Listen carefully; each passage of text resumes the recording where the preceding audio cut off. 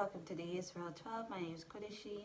So I spoke about in my last video Deliverance Israel part 1. So today I'm going to be speaking about another section of Deliverance part 2. And this just basically will be me explaining how my deliverance transitioned from my first section. So obviously me explaining how I acknowledge something, and then that kick-started my deliverance. So during the very first section of my deliverance, when I recognized demons, there was something going on in the world at that particular time, and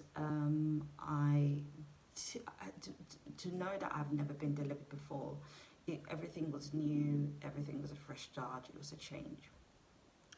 So obviously, you know, we know that we need food to survive, we need water to survive, and we need the ruach and everything else. But these are the two things to maintain the human body.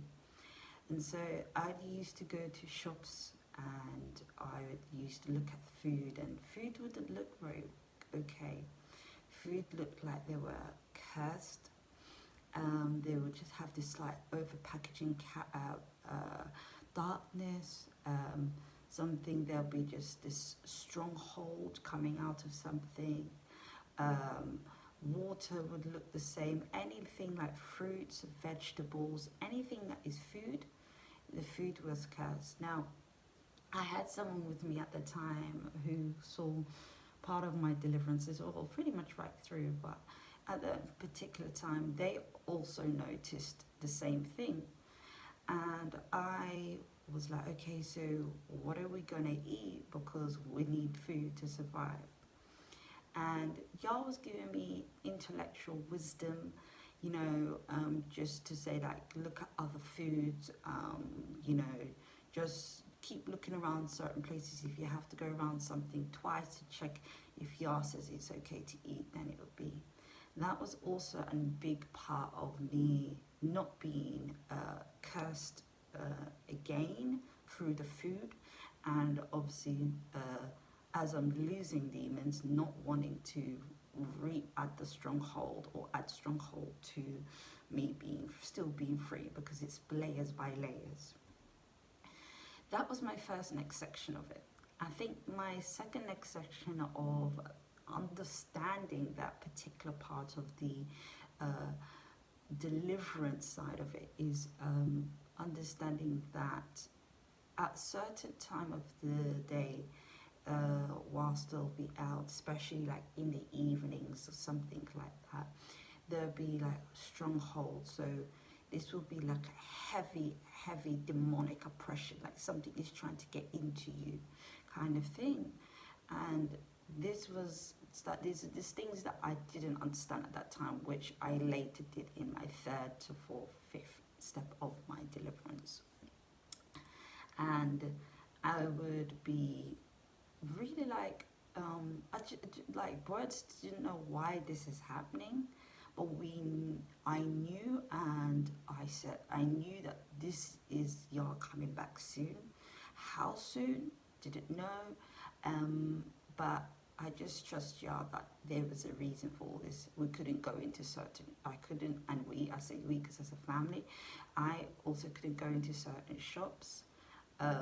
It also wasn't safe for me to go in places by myself, because obviously you need spiritual covering.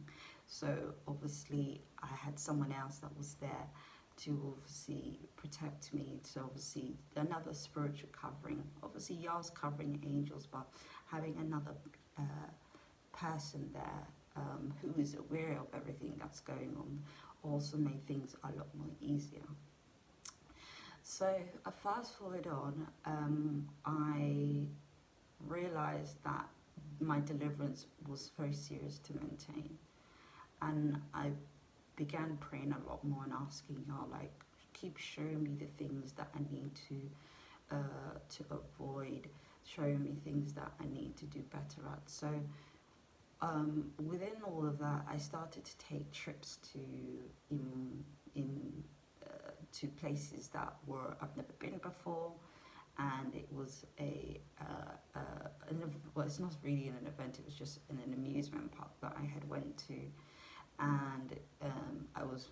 It's not my age appropriate to go to an amusement park, but I went to an amusement park and we noticed like raven birds, and raven birds are used in the demonic realm. Yah created these, but specifically, unfortunately, Lucifer has found access to use these particular birds, and it's a form of control. It's an eavesdropping bird, and there are other things around the raven bird. So I then recognized that Yah was giving me a gift of understanding that these things that I'm picking up will help me in my latter part of my deliverances, and that's what's been happening. I think then from there onwards, I just really just took the opportunity to allow Yah to show me everything, and I didn't say no, Yah, I don't want to see anything, because I think once I didn't recognize something, I knew I went through spiritual warfare, or certain family members may be attacked, because obviously I could be the main piece to be releasing them, and obviously of myself, and etc. So I just really just said to Yah that, okay, Yah, I trust you in what you're showing me. And then things just really went from there. I went to different places. I did many other things like that. And then as a Hebrew, I was trying to do, I think at that point in time, I don't think I was doing feasts because I had no understanding. So one of my main part of being in with my 5 years of being on my journey as a Hebrew woman, I questioned Yah a lot of things, and one of it was about, obviously Yah was always drawing me about Sabbath. So Sabbath is sunset to sunset, Friday to Saturday, and that was my first next part of maintaining my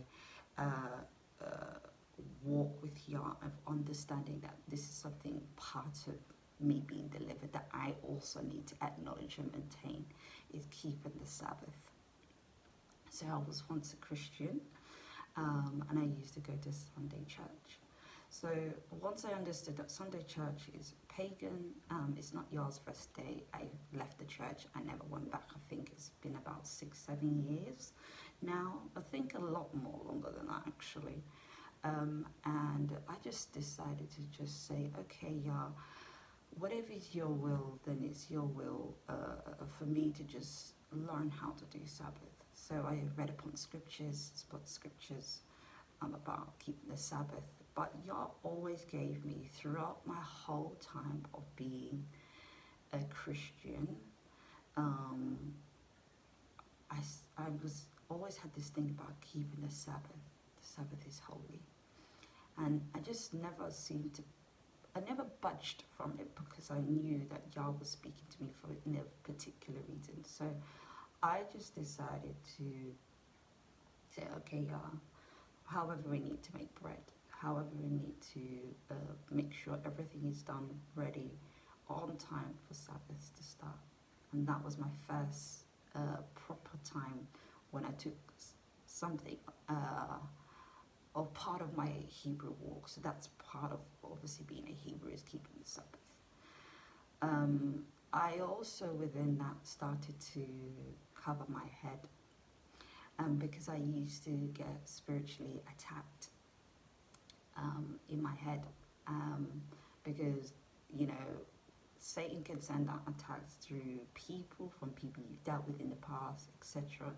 And obviously you're releasing from obviously demons as well, and it would be demons trying to in a way, if they don't have the access again, they were trying to press you, and if you don't find closed doors and renounce, then obviously that's an open door for them to keep attacking you consistently. And so what I decided to do is that, okay, I said, okay, Yah, I trust you. I started to cover my head, and that's when the head covering started. Pretty much as soon as I recognized or being, I recognized demons, I started to cover my head. Because I feel that that was also an open access that they could have got in as well to try and not get me to where I am today. And I just basically just covered my head, and I read, and I remember reading and reading and reading. And my next section then was obviously everything that fell into place that I've just explained a little bit before this part. And I just kind of like, I said, okay, yeah, I truly understand this is a big step. Me covering my head, I'd never covered my hair before. So that was also another part. My other part is dressing furtherly modest. So wearing jeans, and specifically jeans, is it's a man's garment, and you shouldn't be wearing that as a Hebrew woman. So I started to wear long dresses, and that's how my change as a person started to change. And then within that part of being a Hebrew, obviously when Sabbath came, my head was already covered, and it made it easy for me to have a stronger relationship and connection with Yah. So Sabbath is a day of rest. It's a day between you and Yah. Obviously, it's a family gathering as well. So you've got children, if you live at your parents' home, it's a great way to bring everyone together to acknowledge Yah. So obviously you would have a meal because it's a feast, and this was also one of the other things. So Sabbath is a feast day, and so you would keep that. So that was also my big next step, and so I did. I did start to keep Sabbath. I made sure that I'd be home. I tried to make sure the place is clean, and I certainly did try my best, knowing that I was heavily pregnant, going into my heavily pregnancy at that time. I had to still take things a lot more easy, so because I was getting attacked by the enemy, because obviously how things came about regarding my unborn at that particular time. Y'all had his way in hands in all of that, and I'm just grateful that I persevered and stayed strong within my faith. So I will come back and do part 3, and thank you so much for watching. Shalom.